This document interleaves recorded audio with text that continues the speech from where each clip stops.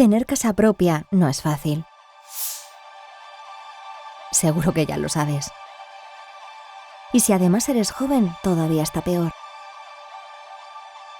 Solo un 16% de los jóvenes está emancipado en España. 3 de cada 4 no pueden comprar una casa. Hipotecas, reformas, pisos compartidos, el empleo. Y mientras tanto pasa el tiempo y comienzas a dudar si esto tiene solución. En Aragón no nos resignamos, te escuchamos, te atendemos y vamos a trabajar para que vivas mejor aquí, en tu tierra. Porque si miras a tu alrededor, hay oportunidades, trabajo, talento, empresas, hay futuro en Aragón.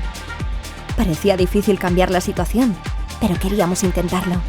Compartimos tu misma ilusión, tu confianza, tus ganas de tener tu propia casa. Y por eso nace el Plan Aragón Más Vivienda, el primer plan de impulso a la vivienda en Aragón.